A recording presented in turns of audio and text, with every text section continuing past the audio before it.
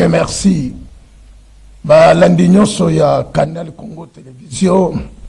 Balandaka biso chaque jeudi à 22h tiko koma 22h45 na émission na biso le royaume de Dieu d'abord. Yahweh Nzambe sali biso ngoluba na notre père, tous à la compter parmi ba vivants. Peto kuta na binyo lisusu na émission na biso le royaume de Dieu d'abord. Azongela koloba tozo lala tozo lamuka tozo lia tozo mela tozo bala tozo balisa tozo tonga tozo tia ba projet. Peto bosa na kate Nzambe tiela biso chrono. Mikolo tokosana sena moi etangema bamvula tokosana sena moi asia bongisa yango deja yango moni mokonzi yezu ala kaki biso alobi ata tozo bongisa makambo nyonso tozana ngo bosenga pona kosala me loko ya liboso esengeli totiela motema tolukaka nde liboso bokonzi na likolo tolukaka boyokani na Nzambe tolukaka kotambusa bomoi na biso conformément na maloba ya Nzambe oyo nyonso etikali Nzambe akopambola yango mpe tokozwa yango ngana sambeli avato banda mateya Nzambe ya Biblia mosakoli ya ba profeta pe ya batoma epesameli yo ndingisa po ete biso tozali su na pema otelimisi ngana etando na tatu la kombo na yo ngai na limwa Nzambe yo monana monoko na nge ezala estrima ya transmission mpona kotransmettre Nzambe ezala bosolo mpona yo mpe bayeba koyoka yango kolo lobaki soki bokoumela kati na liloba na nga bino bokokoma bayekoli na ngai ya solo mpe bokoyeba solo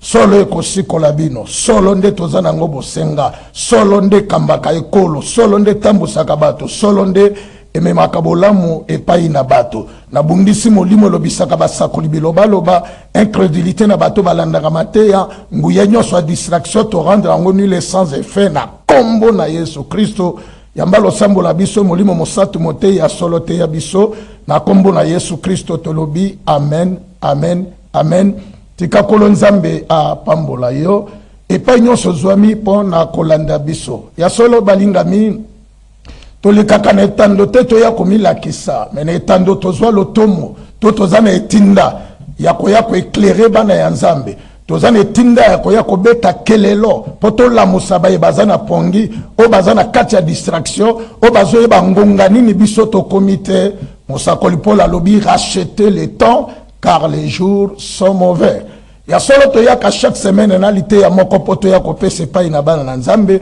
na pokwa lelo lite ya toye na yango mon peuple est détruit faute de connaissance bato nanga babebi po ete bazangi boyebi. Nalobi, notre thème du jour est intitulé mon peuple est détruit faute de connaissance. Tokoye kolango na basu thème misato de qui est ce propos nana tenaki propos wana ne tokoya koye kola su thème ya mibale de quelle connaissance parle-t-il boyebi oyo azolo babato na ye babungi bazangi eza boyebi nini pe tokoya kosilisa na su thème na biso qui devrait leur donner la connaissance nani yango akokaki kopesa epai ya peuple wana eloko babengi boyebi. Merci ya solo balingami soki tokolanda lite yango na moto na mokanda tozomona penza ke teme nango eza fondé tango bazoloba mon peuple est détruit faute de connaissance. Cela veut dire kolo peuple yene moto a constaté que na kati ya peuple na ye a découvrir que baza ya kobeba petango amoni ke baza ya kobeba a reconnaître facilement que eloko ebebi si peuple na ye parce que bazangi boyebi eza lokola berger nyonso to mobateli bampate nyonso soki azobimisa babrebi na ye na kati ya bergerie akoki kokonstate namoni lokola bampate na nga bakondi ntango azomona bapate bakondi eza constat oyo asali eske ye moko kolo bapate moto akondisi bapate na ye ou bien akonfiaki epai ya mobateli moko aleselaka ye bapate me ntango aye na bergerie kotala siko sante ya bapate na ye akuti bango deja bazali ya kokonda. Nzambe azoloba mon peuple est détruit faute de connaissance.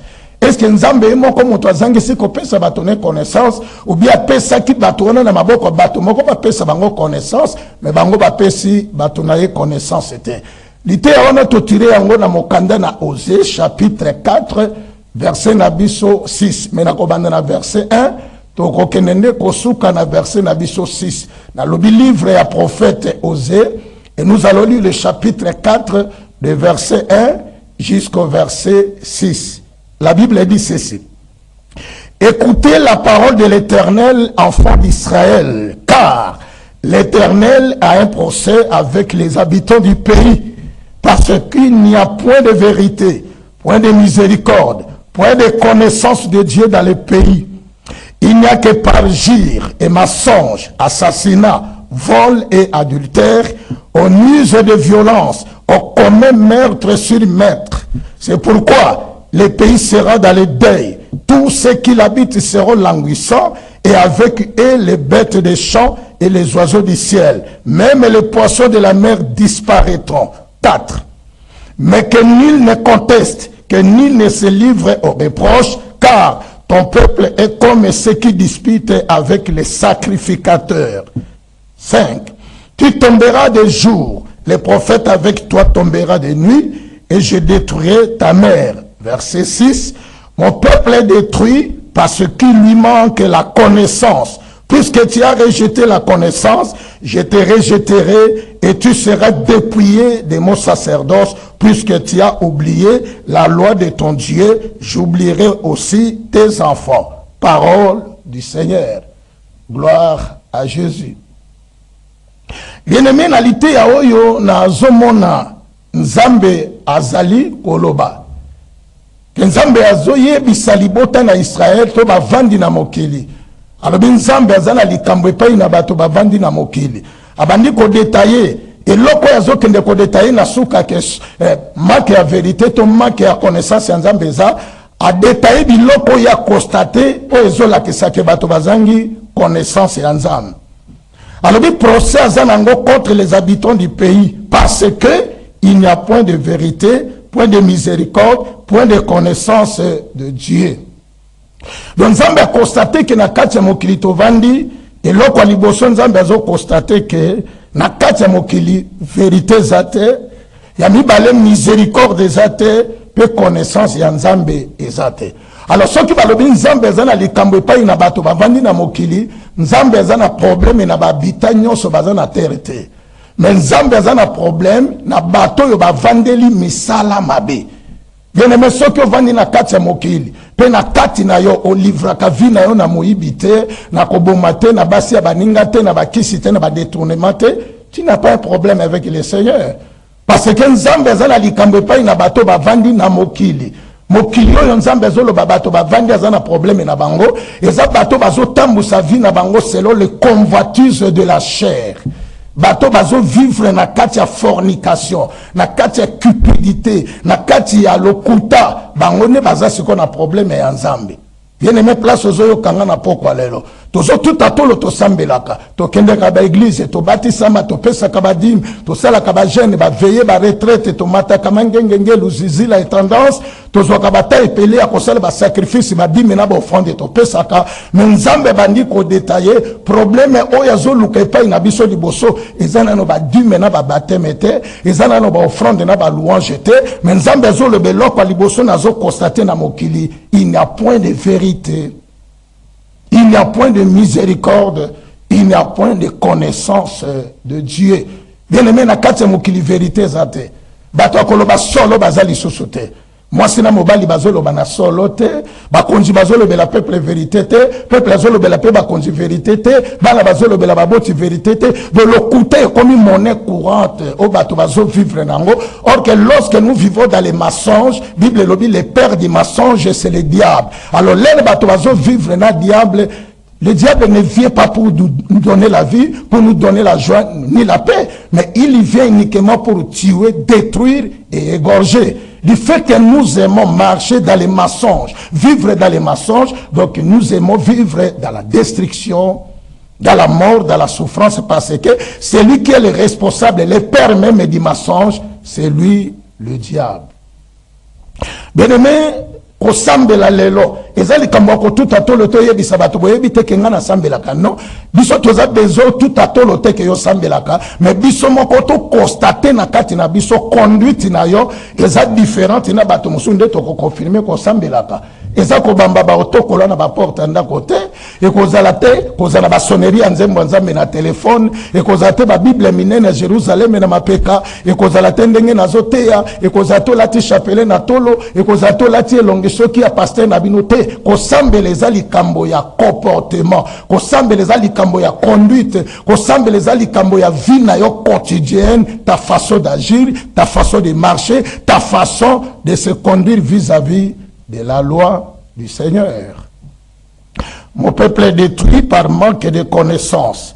Alors, il n'y a que parjure et mensonge, assassinat, vol et adultère. Donc, Nzambe alobi nazomona na kati ya mokilizaka parjure na mensonge pe koboma na adultère. Bien aimé koboma ekomi na mboka na biso lokola eloko kosakana. Bien aimé le sang humain est sacré. Tika moto akufa na mikolo yo Nzambe akanaki akufa. Mais yo moto yozo décider okata mikolo ya moninga kaka po kota na ndako na oboma ye obotola ba mbongo azana ngo ekoma siko ya yo na yebite bato ngo bazaka na motema ndenge nini ozoyeba kokoti na ba boîte de nuit ba mbongo zokendo somba ba champagne eza ba mbongo yo kotela ki bato na bandako oboma ki bato otangisa ki makila oteka ki barin osala ki makambo songolo. Bien aimé, le sang humain est sacré. La vie de l'homme est sacrée. Il faut laisser quelqu'un mourir selon la volonté du Seigneur. Mais koko tate okata vie à moninga. Le lotozo bomana okoyoka bakote li moto nanda ko babomie. Et loko babomele nini? Kaka bambongo. Parce que bambongo ngo tozo kendo boma bato potozwa. Biso moko suka bomo ina biso ekozala nini? Nous allons mourir. Parce que tango toko kufa to kende ko rendre compte nini pa ya Nzambe. Nzambe ko tuna yo oboma ki baninga pona nini? Kaka pona zwa mbongo mbongo ngo posa nango nini basi nyoso ya ba boîte de nuit ba mona ngai ba yemba ngai grand prêtre mokonzi na bango fumu na bao yenda leki bango nyoso mesuka na bango pourquoi yo pokufi. Bien aimé, Nzambe zo regretter bobele koboma bobele ekobo mbongo ngo eza kaka ya bandumba soko landi meme ba mbongo bato ba yibaka mosala nango eza kaka milangwa na basi. Bato bazondi maba détourner na bango ba deniers publics kaka pa koma ba métis belé asomba banda kona biloko songolo. Mais ça ce n'est pas la vie.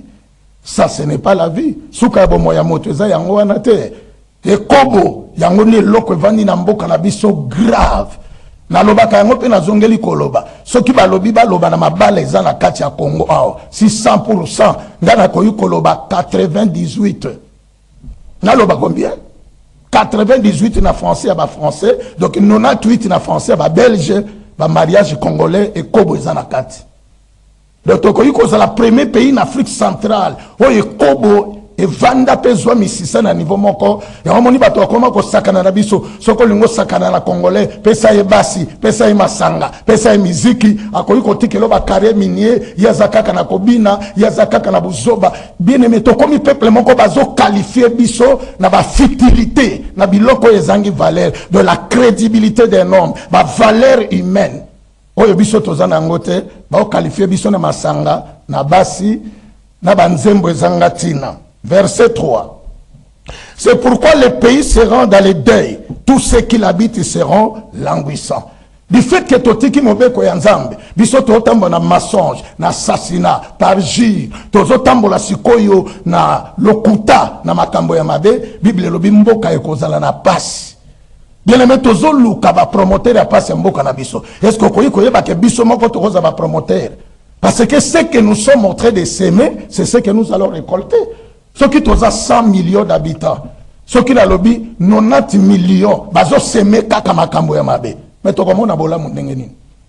Donc montonyon son ndenge Noé alobi na chapitre 6 ya Genèse na verset 5. Balobi ke Nzambe amona kete mitema na bato mikolo nyonso bandeka kokana kosala mabe. Le ba Congolais chaque jour balamuka toujours na ba mauvaise pensée, na iba na magasin, na détourner mbongo pona somba bandako, na bima na mwasi ya moninga, na sala makambo. Siko tango biso nyonso tozo lamuka na makanisi ya mabe, bolamo tozo zela. Eko komela biso ndenge nini? Parce que le bien c'est une semence. Si vous voulez récolter le bien demain, vous devez les semer aujourd'hui. Mais nous ne semons pas le bien. Et nous voulons attendre maintenant venir le bien. Non. Ce qu'un homme aura semé, il les moissonnera aussi. Bien aimé, tozoko banalité à oyo parce que tango ya côté ya bato recevez et zana batei na yango, nga na za motei ya recevez te. Nga za motei ya repentez-vous. Ngalaza un message à répentance et à sanctification. Ngalaza un message à royaume de Dieu. Oh, non, soit n'a parce que mon motoza na particularité na ya, ba mosu bazu un message abondance, ba mosu bazu un message miracle na guérison oui, mais moi le Seigneur m'a donné le message de la répentance, message de la sanctification, préparer l'épouse de Christ à l'enlèvement parce que nzambe koya ko lever bato nyosote, nzambe koya ko lever bato baza purifier, bo baza sanctifier, ndenge Matthieu 5 verset 8 et lobi, heureux ceux qui ont le cœur pur car ils y verront Dieu. Verset 4. Mais que ni ne conteste, que ni ne se livre aux reproches, car ton peuple est comme ceux qui disputent avec les sacrificateurs. 5. Tu tomberas du jour, le prophète avec toi tombera de nuit, et je détruirai ta mère. Verset 6. Mon peuple est détruit parce qu'il lui manque la connaissance. Si on continue à deuxième sous-thème, de quelle connaissance parle-t-il? Parce que Dieu dit son peuple est détruit parce qu'il lui manque la connaissance. Quelle connaissance est que Dieu parle ici? Azolobe la connaissance nini. Bien-aimé, ceux qui prennent un bagage intellectuel en Afrique depuis qu'à la Congo, ils ont beaucoup de batanga ebele. Les Congolais babima ba professeur na bisika ebele. Mais connaissance au Bible les olobao. Ils ont connaissance ba diplôme était ba faculté à droit, faculté à économie, faculté à linguistique et ceux qui faculté songolo. Mais ici la Bible parle de la connaissance de Dieu créateur. Bato ebele baza ba licencié mais ba yebi nzambe te. Bato ebele ba simbi ba diplôme master na maboko boye. Mais soko tali vine aza moto a franc-maçonnerie. Abimakana mama na ye azwa mwana na mwasi aliboso akoma mwasi na ye mais ba diplôme minene na ndako soki azoloba français yoki na monoko na ba kolo langue de Molière bazongi sima mais soki lobo loupé vie na quotidienne ou regretter parce que il n'a pas la connaissance du vrai Dieu. Est-ce que motazolanda na lingina zwa verset moko Jérémie alobi na livre de Jérémie chapitre na biso 9 et nous allons prendre le verset 23 jusqu'au verset 25. Jérémie, 9e chapitre, et nous allons prendre le verset 23 jusqu'au verset 25. Ainsi parle l'Éternel, que personne ne se glorifie pas de sa sagesse, que les forts ne se glorifient pas de sa force, que les riches ne se glorifient pas de sa richesse, mais que celui qui veut se glorifie d'avoir de l'intelligence et de me connaître, de savoir que je suis l'Éternel qui exerce la bonté, le droit et la justice sur la terre. Car c'est à cela que je prends plaisir, dit l'Éternel. Alors, que celui qui veut se glorifier, à se glorifier pour ma diplôme, pour ma capacité, dans la zamo kondina koli musayo, dans la tanga classe na lekiyo, dans la zamo tumune, dans la famille président, famille ministre, famille député. Non, alors que personne ne se glorifie de sa force, ni de sa richesse, ni de sa sagesse, que celui qui veut se glorifier, ami komi sa soki a yebi nzambe. Bien aimé moto ya yebi nzambe, ezate pour lati soutane. Moto ya yebi nzambe ezate po na zoteya, moto ya yebi nzambe ezate po sala ka jeune na 40 jours, moto ya yebi nzambe ezate po boya ngulu, moto ya yebi nzambe ezate po soki ya longola ka sapato na makolo, mais moto ya yebi nzambe ezande moto ya kabwani na makambo ya mabe. Parce que nzambe asepela kaka na moto ya tiki mabe. Nzambe ko sepela na ngai te soki na kokoli suki me na motema na zandoki. Nzambe ko sepela na ngate pona longoli sapato me na motema na zandumba. Mais Nzambe a kosepela na ngabo bele soki na kaboni na masumu parce que Esaïe 59 verset 1 ko kitana se balobi loboko na Nzambe za mokusete po ebikisa pe lito ineza na bozito po yokate masumu na biso ekabole biso na Nzambe pe mabe na biso ebombeli bino elongi na Nzambe. Mon peuple est détruit faute de connaissance. De quelle connaissance parle-t-il? Il y parle de la connaissance de Dieu. Beaucoup de gens sont des intellectuels. Beaucoup de gens ont des diplômes, mais ils n'ont pas la connaissance du Créateur. Jean chapitre 17. Et nous allons prendre le verset 3. L'apôtre Jean va nous enseigner quelque chose du bien. Évangile selon Jean chapitre 17, 3e verset. Or, la vie éternelle, c'est qu'ils te connaissent toi, le seul et vrai Dieu, et que tu as envoyé Jésus-Christ. Je répète, Jean chapitre 17, verset 3. Or, la vie éternelle, c'est qu'il te connaisse toi, le seul vrai Dieu, et celui que tu as envoyé, Jésus-Christ. Donc, la véritable connaissance, c'est de connaître le Dieu créateur et son envoyé Jésus-Christ. Ici, beaucoup de gens peuvent être dans la confusion. Tant que va connaître toi, le vrai Dieu. Qui est ce vrai Dieu-là? Parce que dans Exode chapitre 20, verset nabiso 1, koko matina verset nabiso 4, nzambe yebisaki Moïse tango azobimisa bayuda en Égypte na désert apesa bango le 10 commandements, mobe kwa liboso nzambe alobaki na Moïse yebisa bayuda bokozala na banzambe mosusu liboso na ngai te, bokofuka meleke kote, bokosala lilingi na nzete te to eloko moko te bogumba mela yango, menga nazali yawe nzambe na zuwa. Cela veut dire celui qui connaît le vrai Dieu, c'est celui qui prie Dieu dans l'esprit et dans la vérité. Eza moto ya fuka mela ke lokote eza moto ya représenter kanzambe ni na mbuma ni na mai ni ne loko songolote. Dieu est invisible et on ne peut pas l'adorer, on ne peut pas le prier na ba moyen ya biloko ezali visible. La vie éternelle est qu'il te connaisse toi le seul et vrai Dieu. Qui est le vrai Dieu? C'est Yahweh. Qui est le vrai Dieu? C'est Yoshua. Qui est le vrai Dieu? C'est Elohim. Qui est le vrai Dieu? C'est lui qui a créé le ciel et la terre. Alors, Nzambo ya sala likolona mokili, yazalaka esprit. Selon Jean chapitre 4, verset 22 jusqu'au verset nabiso 24. Tango Jésus a coûté une femme samaritaine, asenga ki enini, mai.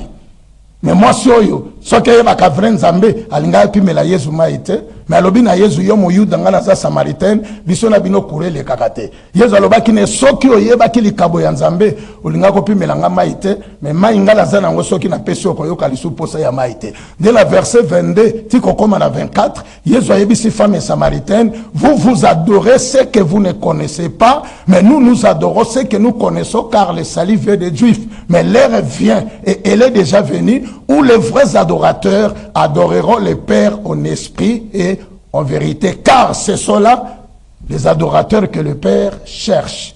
Donc le Dieu de la Bible est esprit.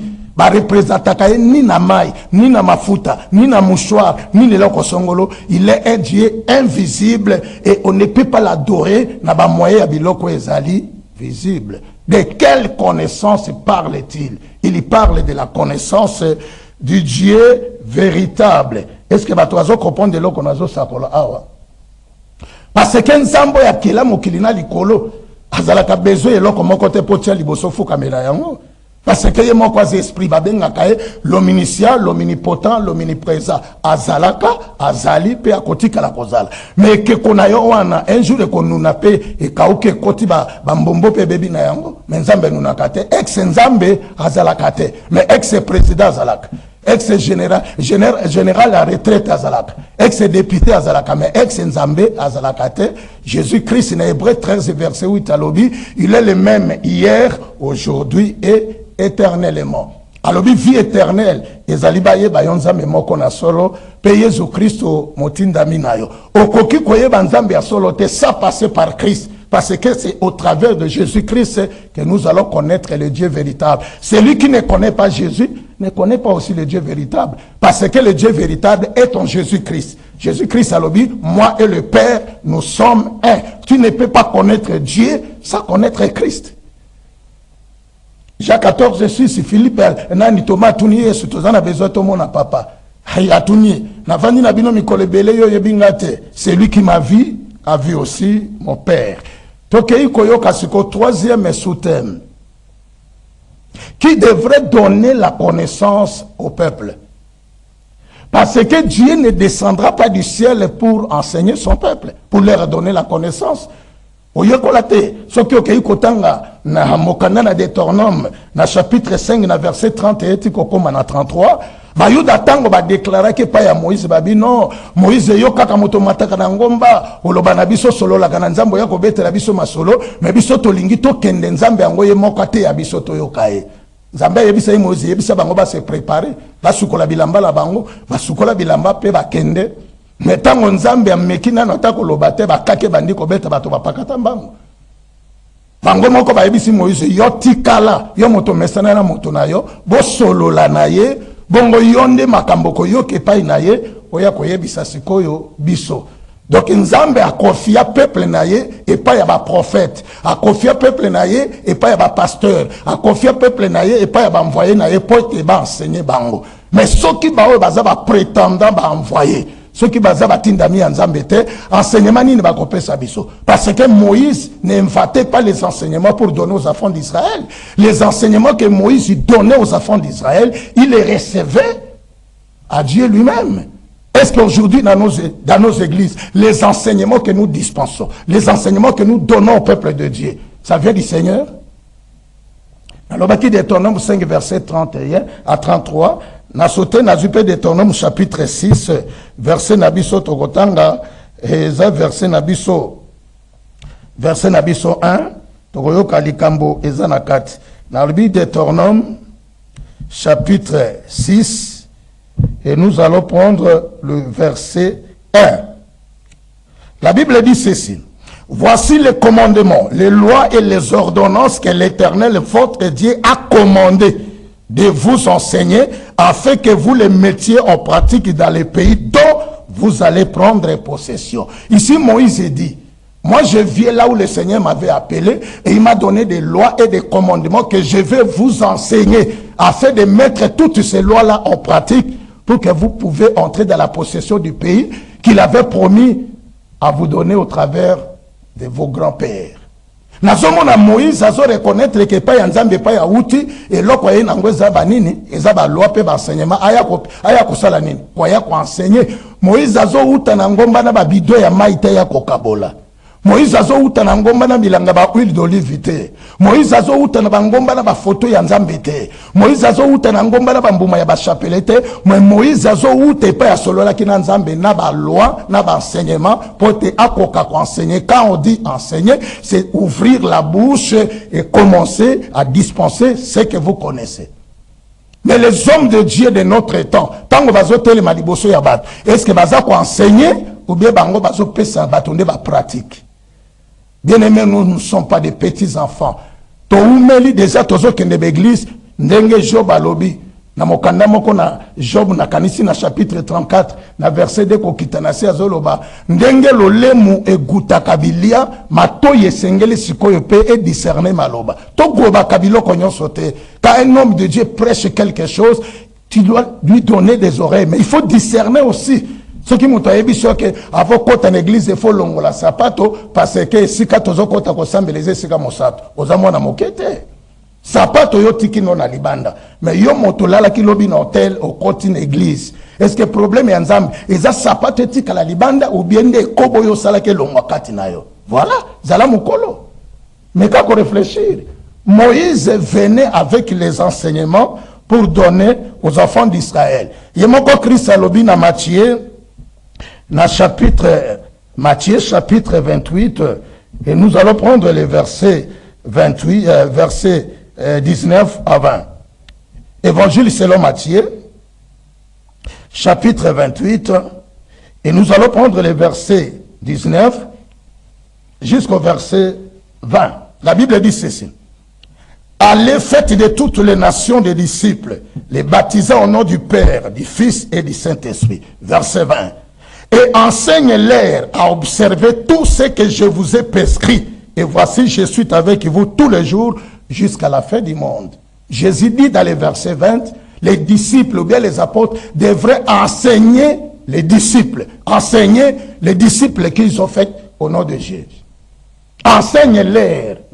Mon salaire, ba pasteur, ya ba sango, ya ba miselabi, ya ba prophète, c'est d'enseigner le peuple de Dieu. Et ça, ya kosimbi sabango, ba bido ya maïté, ba milange mafutate. La foi vient de ce qu'on attend, et ce qu'on attend vient de la parole du Christ. C'est les enseignements de fungola kamoto bongo. Ba enseignement de pesa kamoto mayela, koye ba kokabola mabela malamu. Atana bwa keli bato matanga ya maïzu bango na nzoto, mais ceux qui bazwa kabandumba, mayo ezui bango, eko peki sabango kozo bandumba jamais. Mais l'enseignement, la parole, et kota katina makanisa moto et kendo longole et longola ye pour ça ya kozwa siko bandumba. Mais au lieu bisoto pe sa peuple ya Nzambe enseignement bisoto bwa kelinde bato ba mai biso simbisi bato ba mouchoir biso pesi bato ba biloko songolo. Bien aimé, il est temps que tozongela évangile authentique, tozongela évangile apostolique, tozongela évangile mokonzi Yesu atikela ki biso po ete tosakola. Nazoteya, mon peuple est détruit faute de connaissance. Qui devrait donner la connaissance au peuple de Dieu? Ce sont les prétendants hommes de Dieu. Mais quand les adeptes se présentent aujourd'hui dans nos églises, est-ce que nous leur enseignons? Enseignement lelo, même bandimi à Congo, balingi sous enseignement lelo te. Bandimi à Congo, so bakena l'église, balingi ba louange, balingi ba adoration, balingi miracle, balingi théâtre, ba comédie. Soko lingote, comme on a batutu babando la la bapongi. Mais ce qu'on continue à faire démonstration miracle, aux autres foules à mon peuple bateau, aux autres koya, aux autres pour la veste bateau, au monde à bateau tout bas comme ce que boussé et vraiment ngouillé zanaka. Bien aimé, nous avons tindi biso poto koi sabatote, nous avons tindi biso de enseignement tant aux autres, mutabande comme la banga yoki enseignement abimi na décision que na comme la lisu sous bangite. Au koi ici molimo ya bangi katinaye, c'est ça l'enseignement a fait quelque chose de bien. Mon peuple est détruit par manque de connaissances. Et qui devrait donner la connaissance au peuple de Dieu? Jean chapitre 6, verset 45. L'apôtre Jean aussi va ajouter quelque chose ici du bien. 6e chapitre du livre de Jean. Et nous allons prendre le verset 45. La Bible dit ceci. Dans le verset 45 du livre de Jean 6, ici, le Seigneur dit, il est écrit dans les prophètes, ils seront tous enseignés de Dieu. Ainsi, quiconque attend le Père et a reçu son enseignement, vient à moi. Il est écrit dans les prophètes qu'ils seront tous enseignés de Dieu. Mais si la Bible dit que nous serons tous enseignés de Dieu, est-ce que Dieu va ouvrir les ciels pour nous enseigner? Mais non. Dieu nous enseigne au travers de ses envoyés. Dieu nous enseigne au travers de ses prophètes. Est-ce que le prophète a l'élo, le pasteur a l'élo? Parce que son enseignement. Parce que même les églises primitives, et l'Okwaliboso c'est là. Ah, merci Seigneur. Merci. Merci. Actes des apôtres, chapitre 10. Nous allons prendre un verset ici, 10e chapitre. Et il y a un verset ici qui m'intéresse beaucoup. Je crois bien le verset 41. Acte 10, 41e verset. Merci. Ici, la Bible parle quelque chose qui est intéressant. Et nous devons dire aux enfants de Dieu de mieux maîtriser ça. Dans le livre des Actes, chapitre 10, verset 41. Non à tout le peuple, mais aux témoins choisis d'avance par Dieu, à nous qui avons mangé et bu avec lui après qu'il fut ressuscité. Et Jésus nous a ordonné de prêcher au peuple et d'attester que c'est lui qui a été établi par Dieu, juge des vivants et des morts. Tous les prophètes rendent de lui le témoignage que quiconque croit à lui reçoit par son nom le pardon de ce péché. Merci. Nazaka kana acte. Nazusuko chapitre 2. Bien aimé Fototea, nous ne pouvons pas laisser le peuple de Dieu dans l'ignorance. Acte chapitre 2, verset 41. Le jour de la Pentecôte. Yoka eloko salemaki. Na verset nabiso 41. La Bible dit ceci. Tous ceux qui acceptèrent sa parole furent baptisés, et en ce jour-là, le nombre de disciples s'augmentait d'environ 3000 âmes. 42. Ils persévéraient dans les enseignements des apôtres. Dans l'église primitive, les adeptes et les fidèles persévéraient tout d'abord dans les enseignements. L'église doit être basée sur les enseignements. L'église est la basée sur le miracle. Nasina loba, ce qui miracle bon la kabat. Le premier peuple à vivre le miracle. Ezaki ba juif, obiso tozomo nezamwa biteni ya miracle. Ba yuda ba viva e bale kabwani, miri bi bale pe bato bale kinanzela. Ba yuda ba viva miracle, boulangerie à lola elambi mapa bato bale. Ba yuda ba mona boulangerie à lola elambi mapa, ba yuda ba mone bale kabwani, mais ba oe ba bima en Égypte ba mona miracle wana ba mona kanate. Ce qui miracle bon la kabato mitema, mais ba yuda ba kufa na déserte. Ils ont vu de miracles qu'aucun pays dans le monde n'a vu. Mais ils ne se sont pas repentis. Ils persévéraient dans les enseignements des apôtres. La base de l'église, le fondement de l'église doit être les enseignements. Mais quel enseignement? Enseignement ya kopesa bato maite, enseignement ya kokabola mabala te, enseignement ya kopekisa bato kabela babola te. Lite ya oyo na kopesa yango, nzambe soke lingi na émission prochaine. Parce que beaucoup des enseignements ba congolais bazui, soko talimbo kanabiso ekoti na mobulu, ce sont les enseignements que les gens ont reçus de leurs églises. Ce qui vous en ndako moko, vous semblez la 5 églises, cela veut dire vous en 5 doctrines, 5 enseignements. Or que la Bible, il n'y a qu'un seul Dieu, une seule foi, un seul baptême et un seul sauveur. Mais ndenge ni na l'église na biso bato na enseignement na bango. Oyo enseignement oyo kokola suki, oyo longola sapato, oyo boyangulu, oyo lala misoponzolo, oyo kolata bijoute, oyo kosala bo. Tout cela est bouleversé sikoyo bato, les enseignements. Motazo que une église va passer enseignement, ceux qui ont commis comme ça, le commis n'ambongo comme ça, ça va parler na yote, on est commis sur quoi lien la servitude. Bien aimé, maman na tato babotinga la bande konanga. Nzambe sale étoile na ngengi na ngindi na vie. Bato babotinga bali ambongo te na benga ngo servitude. Mais Bible ngo bozote ya biso bolimbola bien. Joseph anginda ki en Égypte, mais tinda ki va kende kozwa papa na ina bande koneba ya kulebo mengo na Gozen. Les enseignements, et boito sali ça va para. Les enseignements, et bikoli baboti biso bandoki. Mama botinga kangi makolote pona kufa, atangi singa na mbongo ne ya kokalinga banguba, na silisi classe lelo na komi kosala, mbongo e komi na tango na leisa mama, na kende kosambla na église, prophète alobino, makambonezo simbate, sorcière, eza mama na bino. Voilà les enseignements. Oyo ba dirigeant ba église à Congo ba pesi siko bato ba kaboli mabota catégoriquement parce que l'enseignement devrait consolider l'amour et consolider l'amour et consolider l'unité et rendre force na kacha ba foyer. Mais les enseignements que nous recevons, ça nous divise, ça nous sépare.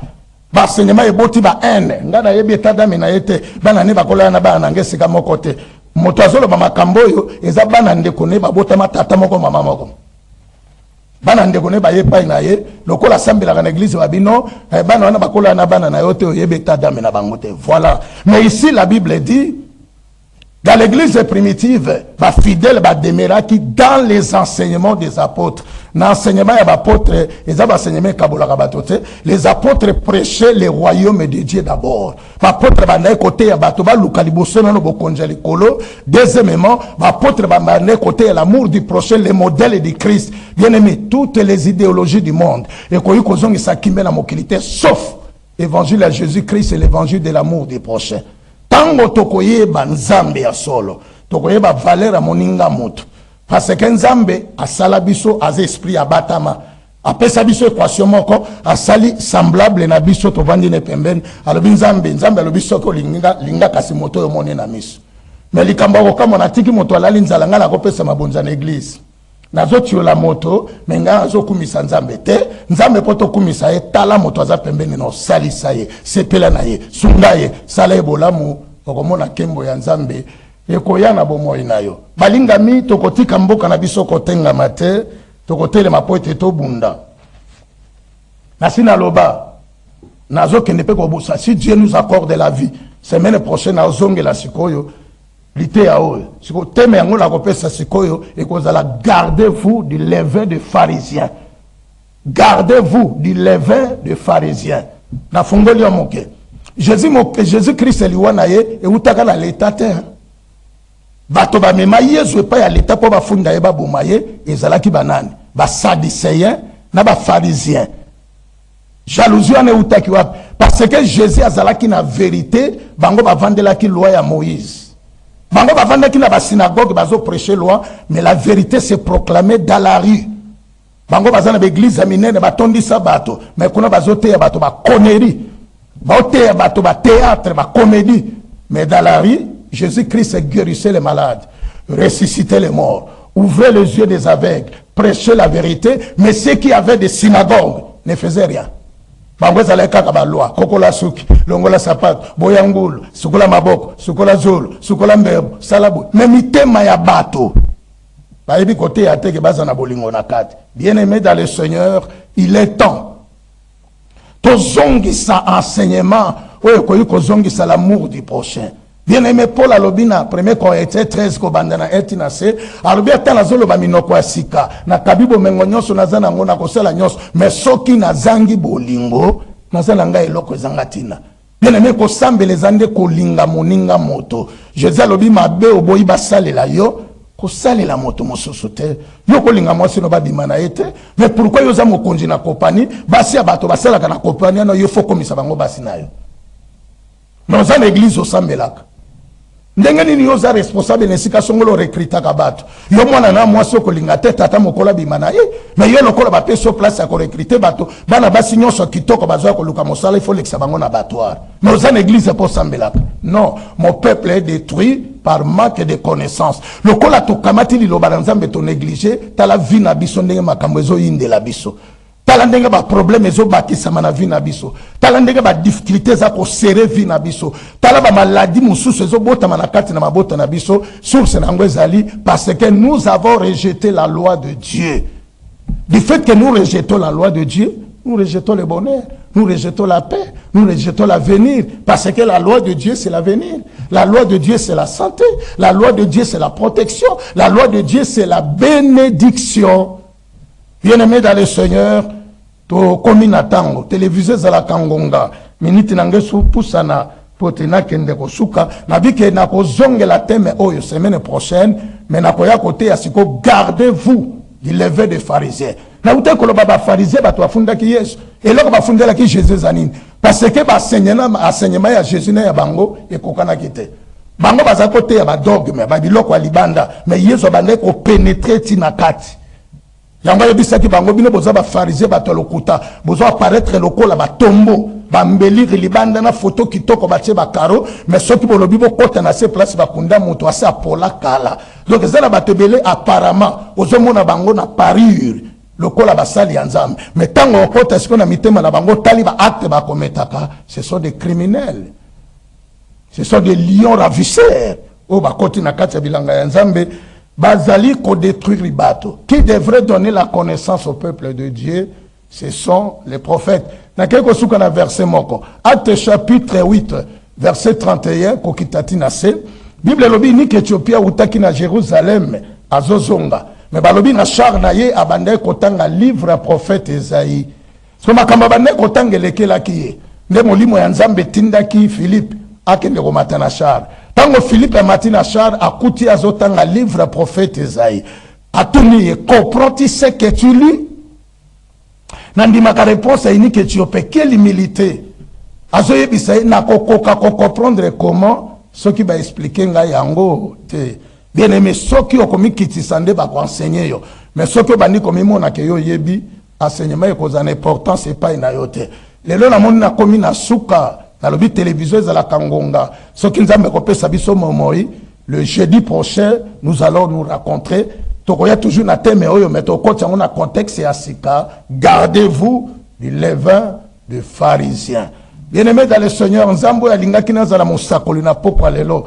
Azalo kumu bibebu nangezala ki instrument. Oya utilisa ki potena prêcher, mon peuple est détruit parce qu'il lui manque la connaissance. Na tei de qui est ses propos?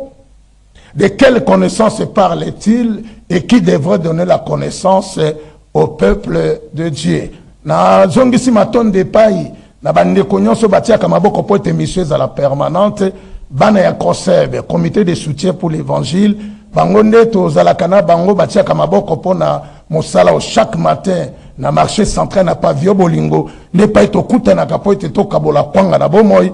Bango batia kamaboko soki po sepela kana ba enseignement oyo moto na Nzambe azotea ba numéro mosakoleza na kati etando wana ko yuko benga olobino l'homme de Dieu na yoka kabiloko lobaka vraiment ba rema okokipe kozala parmi bato oyo ba soutenaka mo sala na Nzambe na kanisi ko pambola Canal Congo Télévision ngoro Nzambe bande konyoso basala ki na régie po telilia mosakole monana Florimbe ngape bande konyoso Kolazala na bango, Nzambe pambola bana assemblée de l'unité spirituelle et chrétienne, tokokuta na paroisse ya Barumbu ko banda le 25 ti le 28, tokozala na lité na biso wana séminaire kozana avenue la Kimwero numéro 14 croisement Kasai, tokozala séminaire wana teme nangwe kozala ti oubliera la honte de ta jeunesse. Mosakoli Joko Motakoza l'orateur na pasteur Etanzi pendant les 4 jours du 25 au 28 biso tokomi na suka ngai na sambeli nzambe ya lola na pesi kombo no matondi et sepelisaki yo bibebu na nge sakola mokolo lelo mon peuple est détruit faute de connaissance ngai na sakoli mais moto yazana makoki ya kolona liloba wana kati na bato po ba découvrir vérité ezakaka yo molimo nyonso ekanga bato na servitude ya compréhension e komisa bato esclave ya mensonge lobi les ténèbres ne régneront pas toujours comme tokoloba les mensonges ne régneront pas toujours. Si vous demeurez dans ma parole, vous êtes réellement mes disciples, vous connaîtrez la vérité et la vérité vous en franchira. Tika enseignement et affranchir le peuple nayo, tolongo na molili peto koma na pole. Benir bao bayoki, benir bao batiaki maboko, benir ekolo Congo, sunga ba ibazo kamba ekolo, zalanzambe na bisika nyonso bitumbeza na mboka silisa yango, pesa bonya na bakonzi ba luka solution pona bolamu ya petit peuple. To telemeli nyonso eza ba complot pona mboka na biso, o nyonso bazo kana ya mabeza la le contraire, o ekosali mana Congo seul, eza la volonté na yonzambe, na kombo na Yesu Christ nde to sambeli petolobi. Amen, amen, amen. Que le Dieu de la Bible vous bénisse. Tikanzambe apambola bino na kombo na Yesu. Ciao.